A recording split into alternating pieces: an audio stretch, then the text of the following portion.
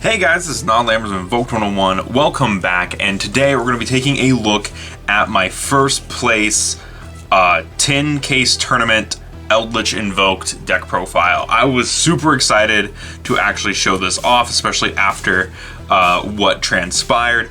Gotta give a big shout out to Sharp Gaming, Kaiju Kev, and all the people down at the tournament. So once again, big shout out to Sharp Gaming for hosting the tournament.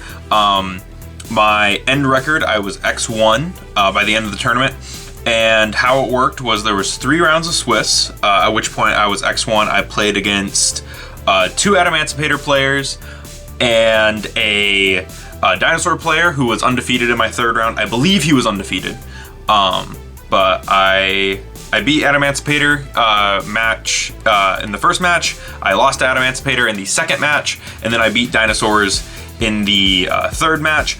And then we went into Top Cut. I got 2nd out of Swiss, which determined how many tins you got. The Adamantipator player from my 2nd round, I believe his name was Morgan, he ended up getting 1st in that, so he walked away with 6. I walked away with 3. Gara, Benton, YGO, he got 2, I think. And then my opponent for the 1st round of Top Cut got 1. And then I believe it was, no, it was 3 games. It was 3 games, but either way, I beat my opponent in Top Cut to go to the finals, where I ended up playing against Gara Benton and took the win from him in game 3, simply because I had the best hand possible to out his board. It's just how it worked. I had the outs, which is much as I say, if you have the outs, you have the outs. But anyways, really cool. Got 1st place with this and was super excited. I will show off the side deck for this as well, but with that said, down in the description, if you feel like supporting the channel, there's a few links down in the description you can use to do that. But we're going to set the extra deck off to the side, and we're going to talk about this. It's kind of in packages, which is how I'm going to talk about this deck, is the different packages. I am proxying some cards. I borrowed some cards from Judge Warren and Gara, so there are some proxies in here. But I believe it's only 4 cards total. Also, no face cam because I've currently packed that camera away because I'm moving.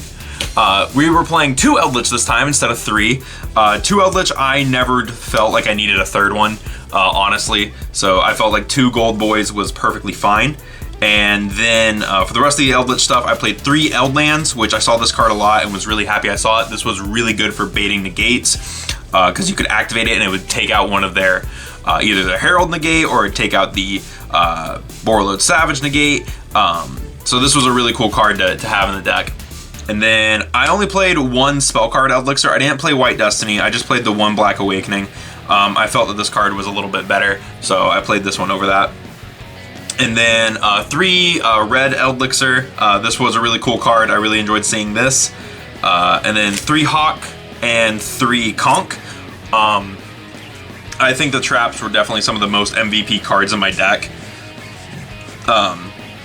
This I ended up siding out a lot, I really did. And then I would usually side out a Hakiro and a Conquistador, because I felt that this card was more important. And these were searchable off of this and this, so I just felt like I always needed this more than these. So I ended up siding that card. And I rarely saw this card, so I usually ended up siding that out. But that's my Eldlich package. It's fairly expensive. But yeah, that's what I played for Eldlich stuff, and I think this was the correct ratio for me for the build I was playing. And then for Alistair stuff, we were playing 3 Alistair the Invoker, must represent the channel. Very cool, and I saw this guy a lot. I saw this guy so many times, and I was so happy to see him, especially because I was putting in a really cool tech choice for this deck, I feel. So I played 3 of him. And then I played 2 Invocation. I think 2 is proper in this deck. You don't want to play 1.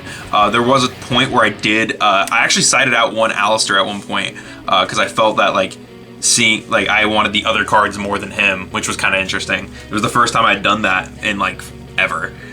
And then I played 3 Magical Meltdown. I think 3 Magical Meltdown is necessary for this, especially with the way that Eldlich works. And there's a really cool interaction that I'll talk about that you can do to... Oh, but this is also a really important card because of the next card I'm going to show you. So I'm also playing 2 Super Poly. This is kind of the cool tech choice I was talking about.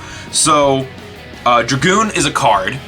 He exists, and he is a fusion monster, which means he's perfect to normal summon Alistair.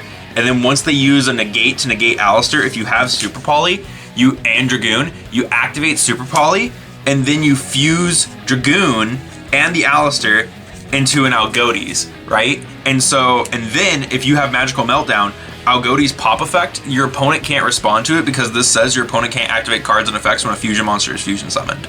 And since his effect activates on summon, it means he gets a free pop. That's protected. So it's a really cool interaction. So not only do you scoop up the Dragoon, I used it specifically to pop a Borreload Savage. And I believe I did that in game 1.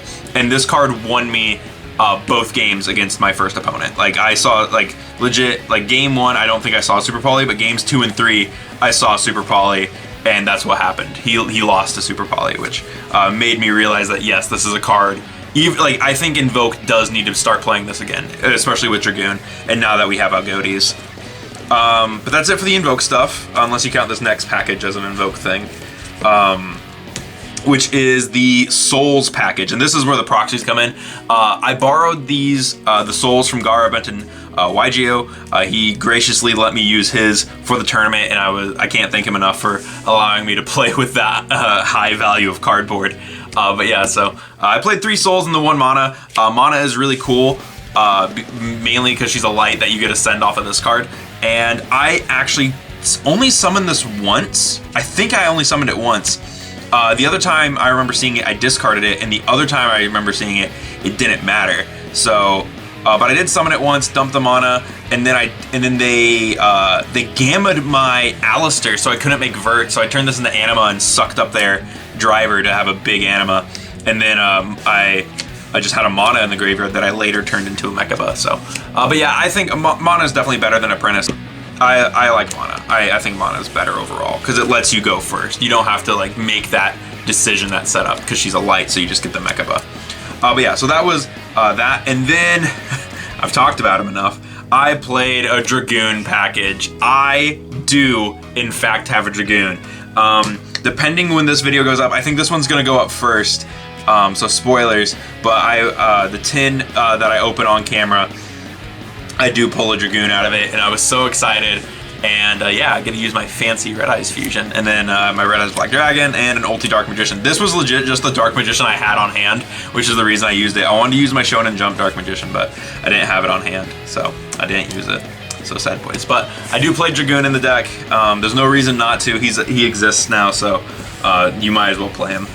And then I played, for hand traps, I played triple Ghost Ogre. Honestly, this card was pretty good. I enjoyed it a lot. I liked seeing it. This was actually the only hand trap I saw. I kid you not. This was the hand trap I saw the most. So I saw Ghost Ogre a lot.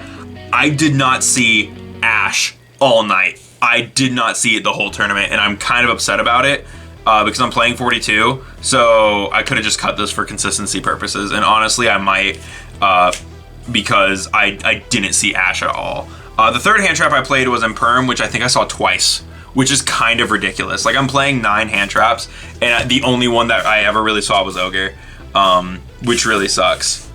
But yeah, that's it for the main deck. I think that it's 42 cards, like I mentioned.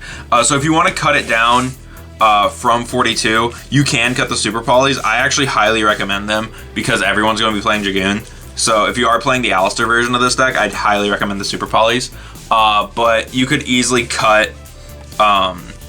most likely you could cut Ash. I don't think Ash is as good this format because like it doesn't matter what you do to Adamantipator, which was the vast majority of my matchups. Oh yeah, Gara was playing Adamantipator too. So I played Adamantipator 3 times out of my 5 games. Yeah, like so yeah. But yeah, that's it for that. And then moving into the extra deck, I played 2 Mechaba. I think 2 Mechaba is always standard. The 1 Algodes, which I mentioned earlier, I talked about why I played this. But Mechaba effectively, Dragoon is effectively a second Mechaba because they both require discards. But yeah, then I played Algodes. Algodes was really cool this tournament. I was super excited. Like, I remember last minute teching this in because I was like, oh yeah, you could. Because originally I sided this in for the Dogmatica deck because I knew that there was a Dogmatica player there and I thought there was a second one. So I put this in here, but then I put in the Super Polys because I don't know, because I was like, I don't know how many people have Dragoons. So I put in the Algodes and the Super Poly, and that was definitely the right call, I feel, because this won me games. This legit won me the game both times. And then Purgatrio, I never summoned it, but I was glad I had it. I almost summoned it, but I didn't because I didn't want to. One Dragoon, there he is. There's my beautiful boy Dragoon. You're gonna be seeing this guy a lot just in the coming formats and when Yu-Gi-Oh! Finally decides to come back.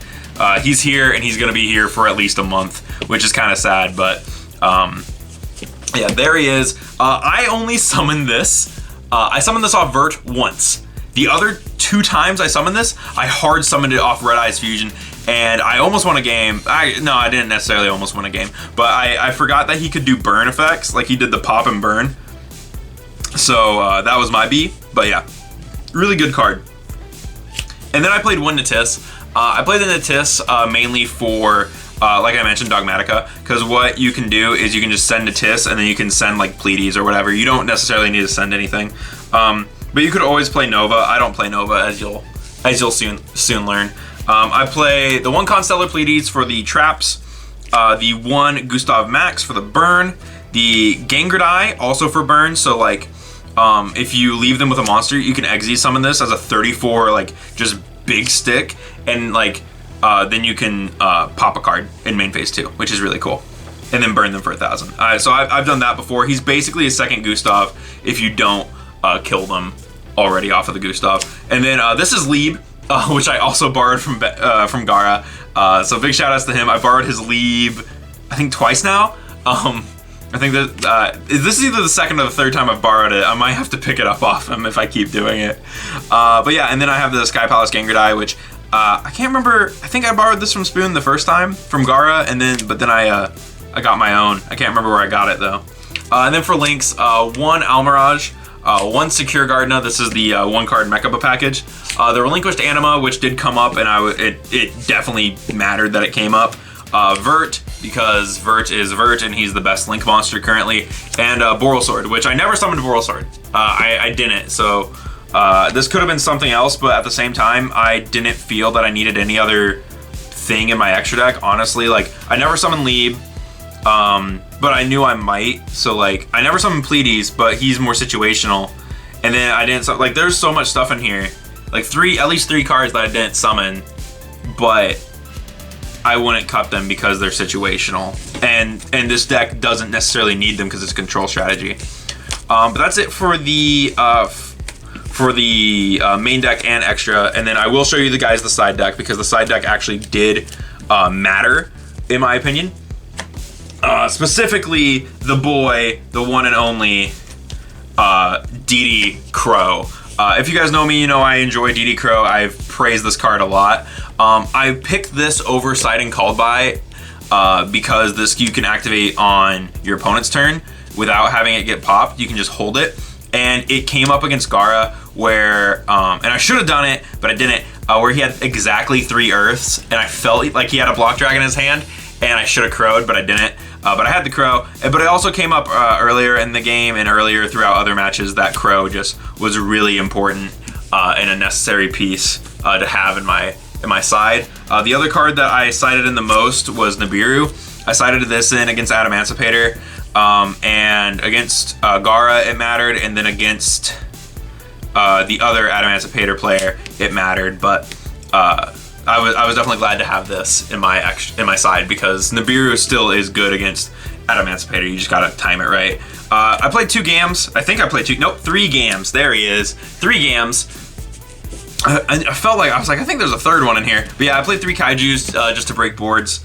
And then I played 3 evenly matched, and that's my last 3 of. And then 2 Cosmic and the 3rd Super Poly. I felt like this was necessary for like in case I ran up against back row. That Conquistador can pop cards, but it has to be face up, and then this just gets rid of it. all together, and so does evenly matched. So this was kind of like my back row hate package right here, and then this was just in case I knew that they were gonna make Dragoon, and that was my only thing I could really do would be to out Dragoon. So I was like, okay, I should probably side the third Super Poly in case I feel I need it. So there's nothing I felt I was missing from my extra deck per se, my side deck. Sorry, I keep calling it my extra. There's nothing I feel I was missing from my side deck, and there's nothing I feel I was really missing from my main deck either. I feel like I played this deck to the best of my ability, and you know what? It got me to a victory at the event. So yeah. Anyways, with that all said, thank you guys for watching, and if you like this video, let me know down in the comments below, and also let me know what you guys are playing this format. Let me know if you're scared of Dragoon or if you're excited for Dragoon. And while you're down there, feel free to check out the links in the description if you feel like supporting the channel. We have merch, including our t-shirts. So if you feel like picking one of those up, all those links are down in the description. And with that said, thank you guys for watching, and I will see you in the next video. Thanks for watching.